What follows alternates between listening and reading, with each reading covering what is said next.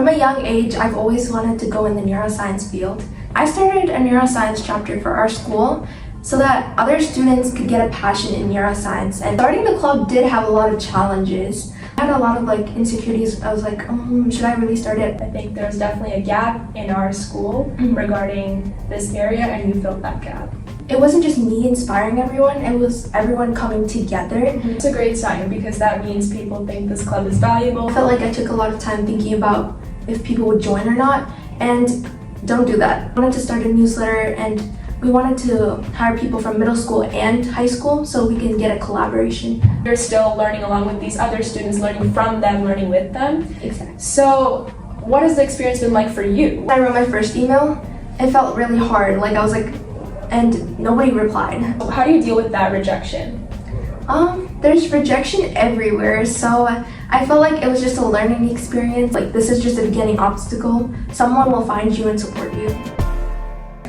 We're here with Shawn Anto. She is the founder and president of the IYNA chapter at Wayzata High School. IYNA is International Youth Neuroscience Association. So welcome, Shawn. Thank you for being here.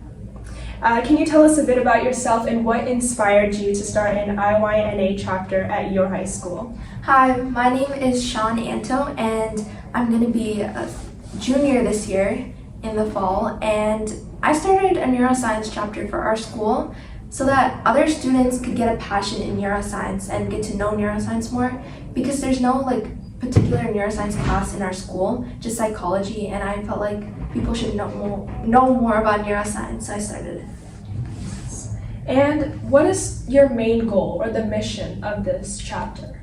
The main goal is obviously to get more resources to people and to spread the passion and interest in neuroscience, and just to teach others from all ages about the brain and how it's really important.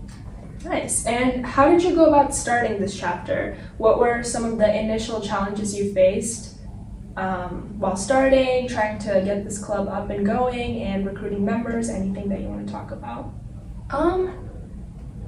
Okay, so starting the club did have a lot of challenges. First of all, I didn't know if I started this club, would people want to attend the meetings, or would people even be interested in neuroscience? And I had a lot of insecurities. I was like, should I really start it? But then once I started to speak to other people about it, I felt like more people were like, yes, let's start a club about neuroscience. And then my teacher was the one who was really supportive through the process and helped me start the club. And what are some of the activities or projects that your club has undertaken? Some activities and projects that we have done so far is we've had a lot of guest speakers from various universities, like University of Minnesota and Stanford. And then we also do the summer internship program, letting students from 7th through 12th grade go to the U of M and do a lab experiment and intern in neuroscience and just listen to lectures and get a feel of how it would be to major in neuroscience. Yeah, that sounds like a really great opportunity. I think there's definitely a gap in our school regarding this area, and you filled that gap. I think that's why so many people have joined your club. So how has the IYNA chapter impacted students at your school? You spoke about some of the internships that they are taking part in. How have you inspired them to maybe major in this later in life or follow this path? So IYNA does monthly meetings, right? And we spend a lot of time looking at research articles, and I felt like it wasn't just me inspiring everyone, it was everyone coming together. And I felt inspired too, because I would meet someone who's so much more knowledgeable than I am in neuroscience, and I would be wowed. I would be so amazed that they know so much. And it was a learning experience for everyone to learn from each other. That's awesome. And what kind of growth have you seen in terms of membership and engagement since the club started? Have you gained more members? How has that been going? Has it slowed down by the end of the year, or has it picked up? What do you think about that? So far we've had more members join, and I feel like since more people are telling each other and since the word is spreading more, I feel like more members are interested to join and look at what neuroscience is. Yeah, that's a great sign, because that means people think this club is valuable and they want their friends to also experience it with them. So now moving on to more of your personal experience leading this club, how has leading this IYNA chapter influenced your own academic and career aspirations? Do you see yourself majoring in neuroscience? Do you also want to be a neuroscientist, or what are your future plans? Yeah, from a young age, I've always wanted to go in the neuroscience field since I just really loved learning about neurons and like how it works in the synapses. And ever since then, I just wanted to teach others about it and like let others know at our school like neuroscience is also a thing. Since most people, when I ask what they want to major in, not a lot of people say neuroscience. So I just wanted to open an opportunity for others to get to know this major. Yeah, and what skills have you developed through your involvement with this chapter? Through my involvement in this chapter, I've gained a lot of leadership skills as well as learning. Like I've learned from so many other people about neuroscience and probably like learned about other things too. Since in the club meetings, people make connections from other fields too. Like some people make connections to marketing and how marketing relates to neuroscience. Yeah. So I feel like there's so many connections to this major and just the topic itself. And I feel like I've learned a lot from that. Yeah, definitely. You don't even have to become a neuroscientist or just do neuroscience. You can connect any subject with any other subject. Yeah. There are always interdisciplinary fields. So, what is the leaderboard like? I'm assuming you have a leaderboard that helps run this chapter, or is it just you and one other person? What is that like? So in our leaderboard, we have I think 7 or 8 people, and a lot of people usually ask, why do I have so many people? But I think that letting more people have the leadership opportunity lets them also talk about what they feel like, why they value neuroscience. And I feel like having more people lets me learn from them too, and so that we can collaborate and make this club better for everyone. That's exactly my thought process too. The more people you have leading the club, the more people who are involved, the better it is, and the more they feel like they are contributing. Yeah. So the leaderboard can be as big as it wants to be. So how does your club collaborate with other IYNA chapters, maybe around the country, or any other clubs at our school related to organizations? So we did an ice cream social with like Red Cross and other like science oriented clubs, but like we also let other groups also join, and we made it so that people could come together and learn about these groups that were not really seen as much. Like HOSA at our school is seen a lot compared to like these miniature clubs like Red Cross.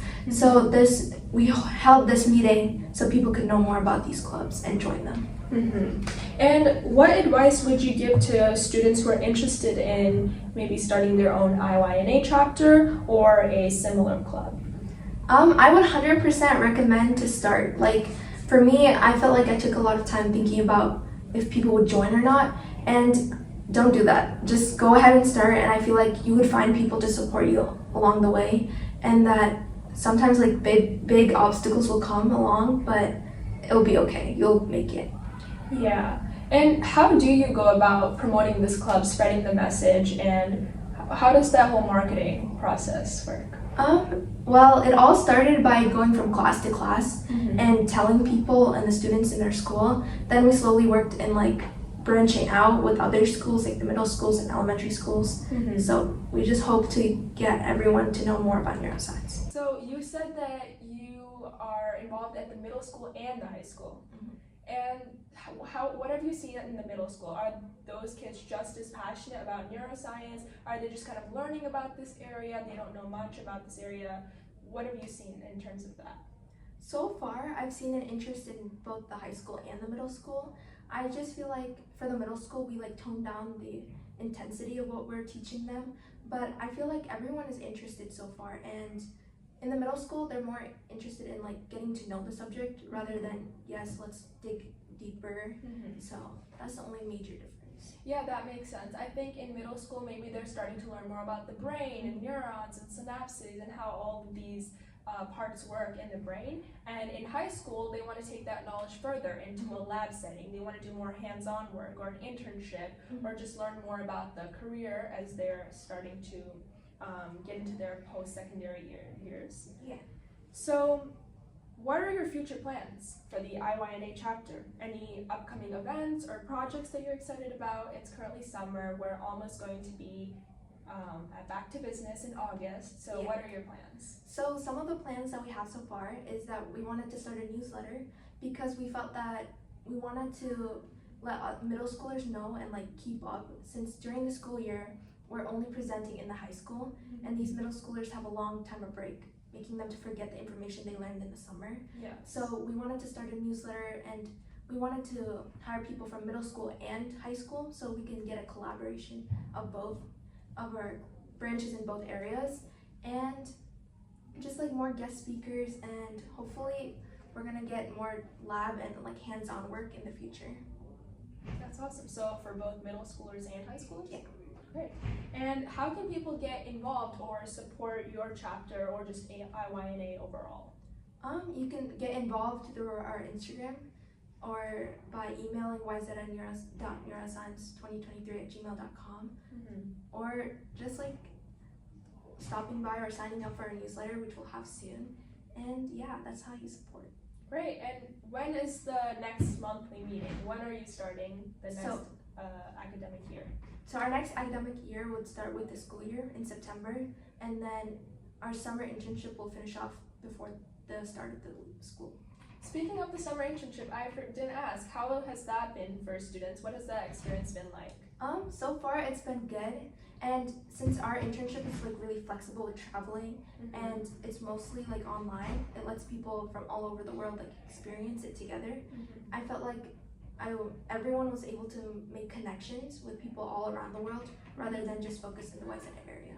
Yeah, that's awesome. And you're still in high school, right? So you're just learning along with them. You just have that leadership role, but you're still learning along with these other students, learning from them, learning with them. Exactly. So what has the experience been like for you? What have you learned this summer through those internships and the neuroscience area? This summer, I definitely learned a lot more about cellular neuroscience rather than just a broad topic, and I was able to just learn how to write research articles and look at like peer-reviewed journals and read it better, because before I didn't have much understanding to understand what I read, but I feel like I got more understanding a little bit to not understand everything fully, but like a little bit more.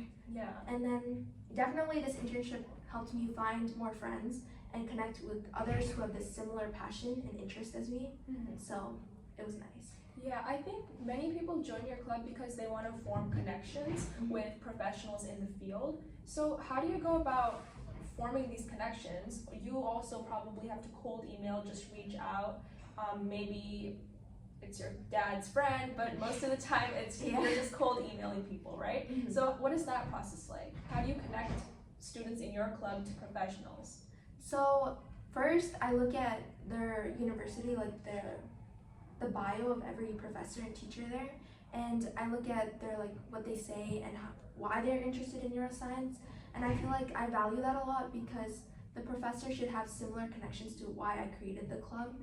And after that I feel like just emailing them, and at first when I wrote my first email it felt really hard, like I was like, and nobody replied at first. But after a while I felt like there was professors who were interested, willing to spend time to help the club grow.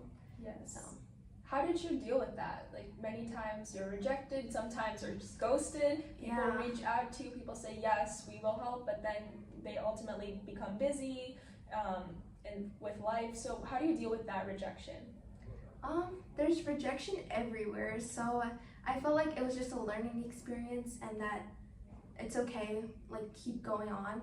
So if someone else was also going to start a group, like this is just a beginning obstacle, someone will find you and support you. The help will come sometime.